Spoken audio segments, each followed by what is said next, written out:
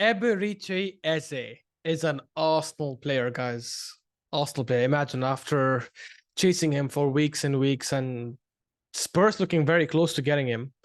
But somehow Arsenal come in at the very end and then just hijacked this deal.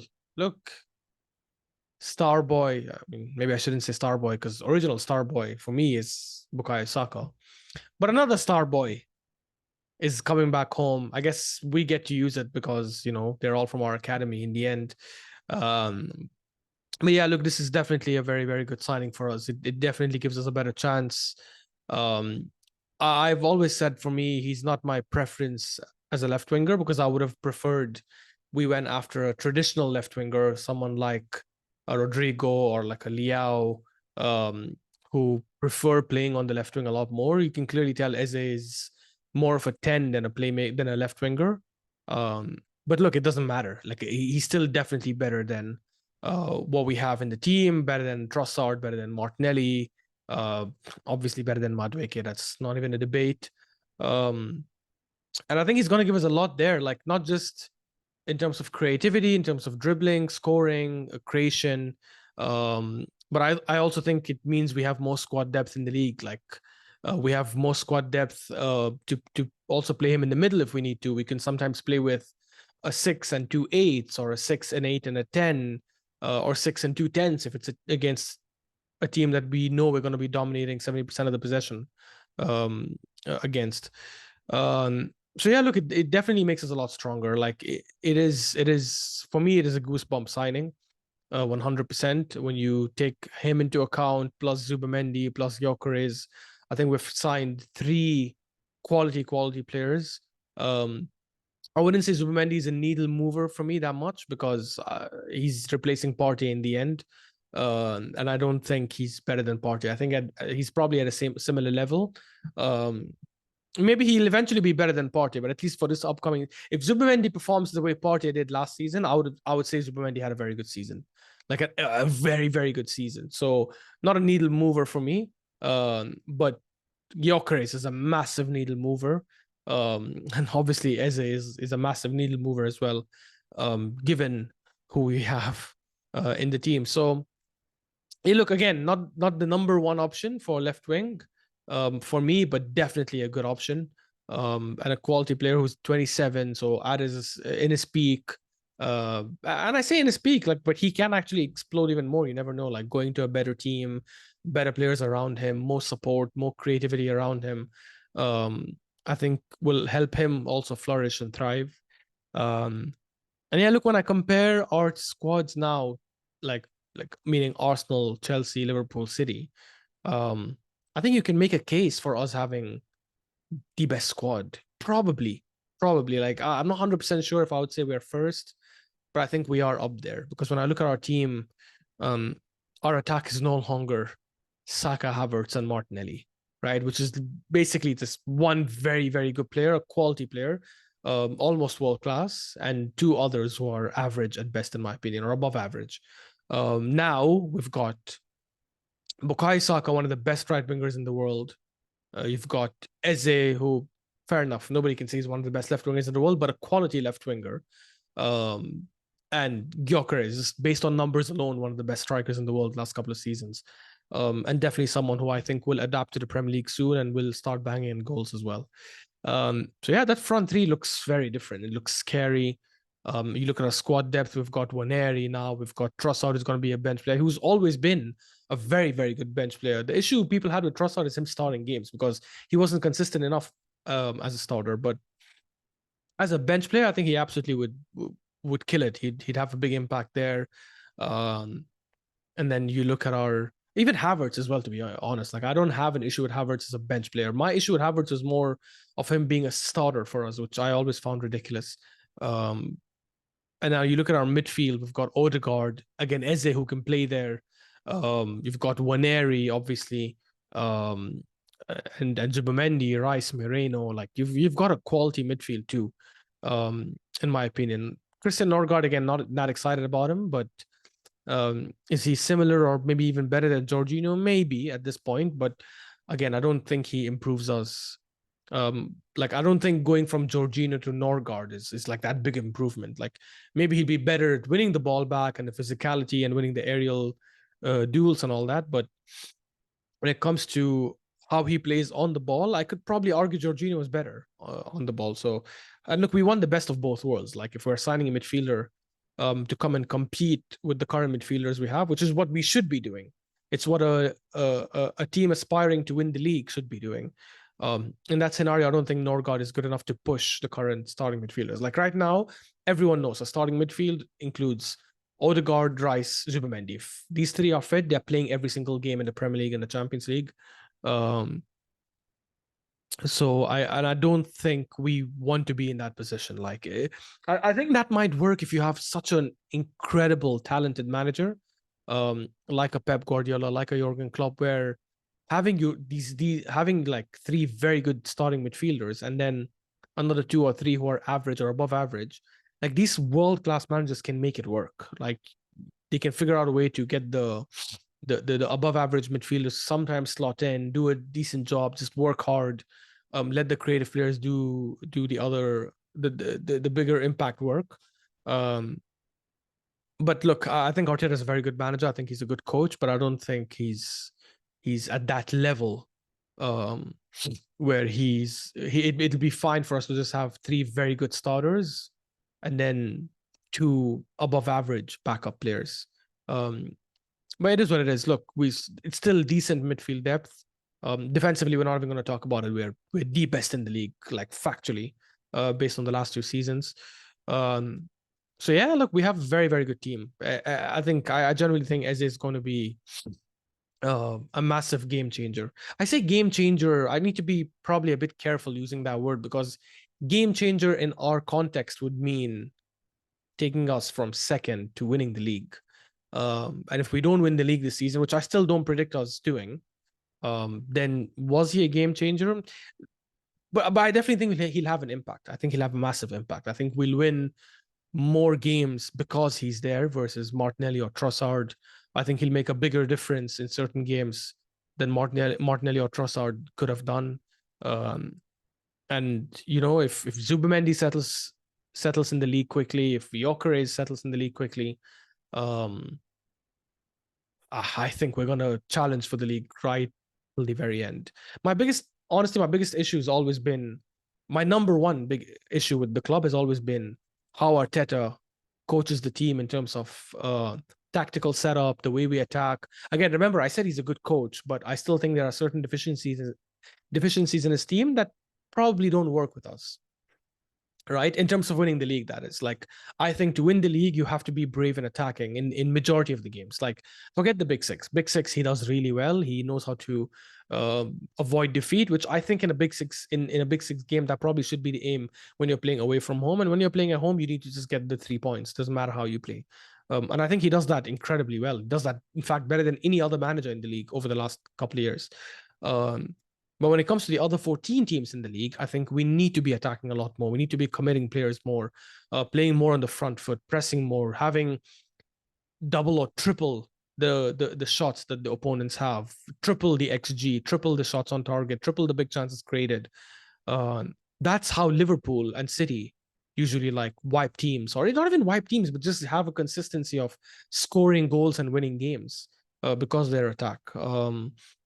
And I've said it before, like for me, if I don't need to wait till mid-season to judge if that's going to be the case. Like after the first 6 games, so basically the Newcastle game, which is the 6th game, that will give me enough indication to know if he's going to be playing that attacking style that he played when he first challenged in 22-23, or if he's still going to be playing a conservative game.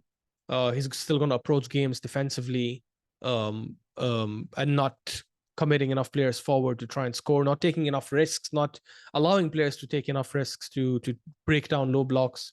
And if it's the same and nothing's changed there, then I'm going to still stick with my prediction that I don't think we win the league or the Champions League, because I don't think that's a style that can beat teams like City or Liverpool to a league title.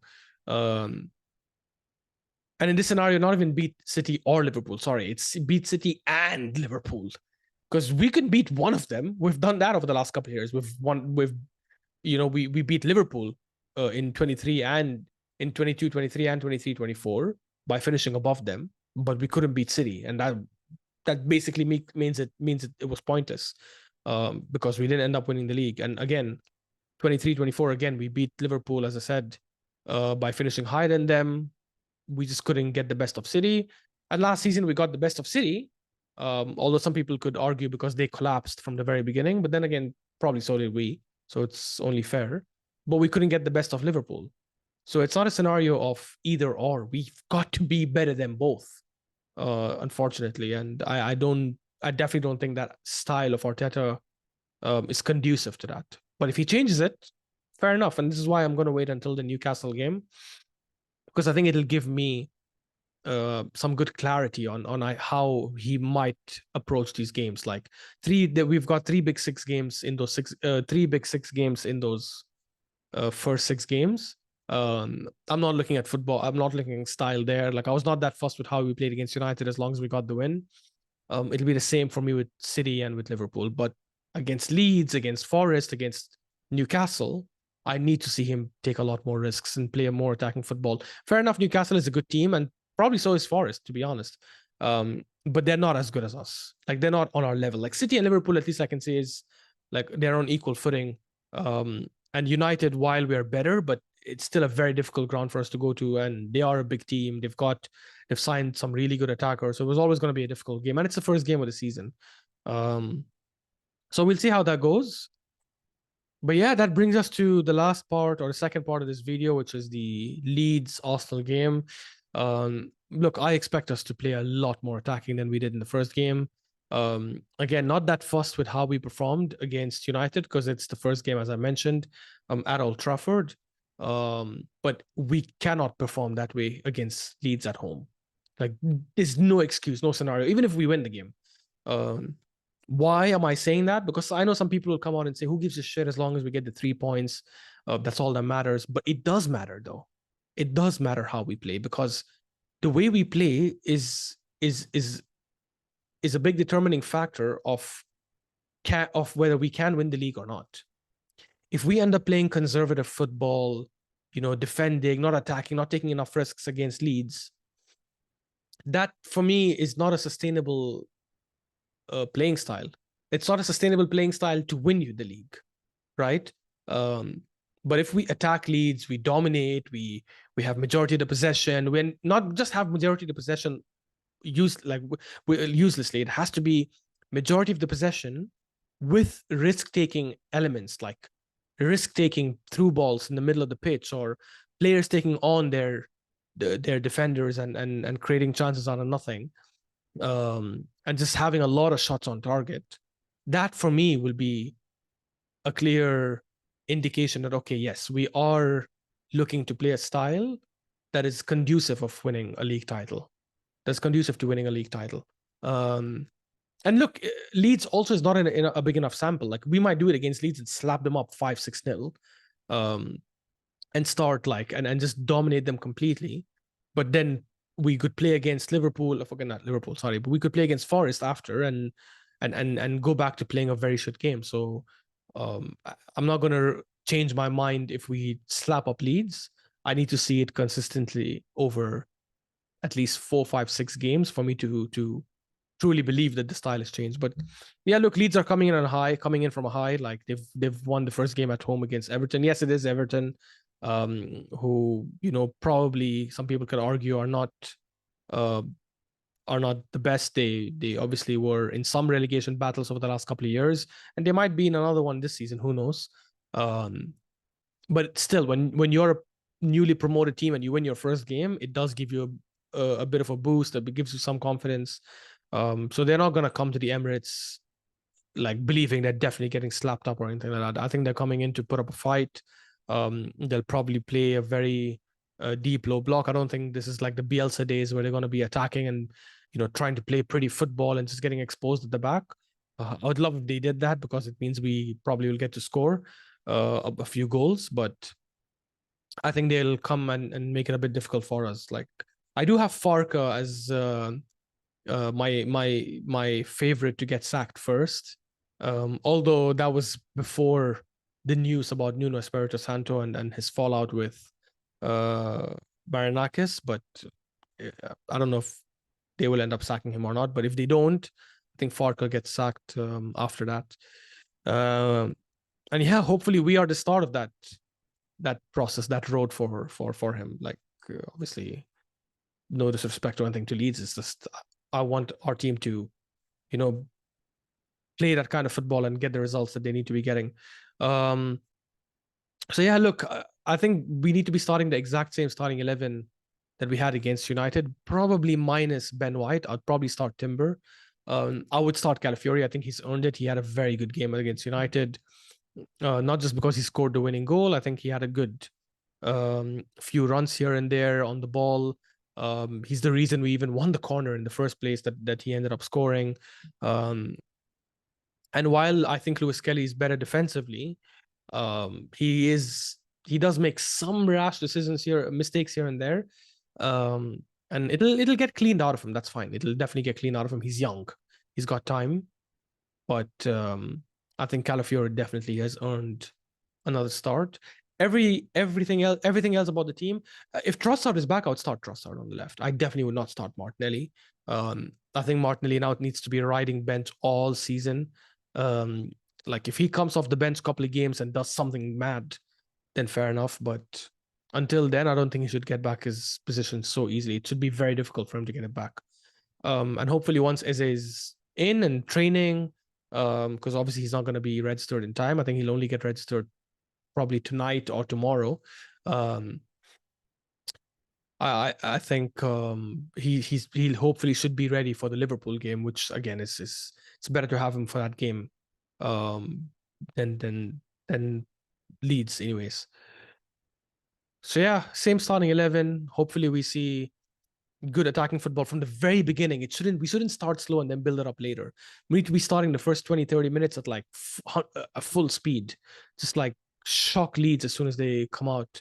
And the referee blows his whistle for the start of the game. But yeah, again, not concerned about Leeds as much, to be honest. I predicted a 3-0 win at the Kura pod. If you guys haven't watched it, give it a like. I think we should win this game comfortably, and again, we'll see how it goes. It's a long journey. Obviously, it's just the second game of the season, but I think hopefully this game could start setting the pace for us to perform well in the other games as well. Although to be fair, the game after Leeds is Liverpool at Anfield, so it doesn't matter what style we show against Leeds. It'll probably change immediately against Liverpool again. But then at least we'll know that, okay, given that we just dominated Leeds and slapped them up, hopefully, it means we definitely can replicate that against Forest, against your Crystal Palaces, your Brentfords, your Wolves, and all these other teams. Anyways, let me know what you guys think. Do you agree that Eze is a good enough signing to help propel Arsenal to the next level? And will he be a success this season? And also, where do you guys see him playing majority of the season? Like, will it be mostly on the left wing, which is where I think he will be playing most of the season? Or is he going to get majority of his games in the middle of the pitch, whatever that is, like whether it's as an 8, as a 10, maybe. But point is, do you see him playing more as a midfielder or more as a left winger? I think left winger. I think it's the most obvious choice, and he's played a lot of games as a left winger last season for Crystal Palace, and this season as well against Chelsea in the opening game of the season, or in the first game for Crystal Palace, sorry, and also in the Community Shield. But yeah, that's it for this one. Let me know what you guys think, and I promise you, I know I keep saying that, but I promise you I'll try to make a lot more videos, keep them consistent on a weekly basis. Don't forget to like and subscribe and share the video, and catch you guys in the next one.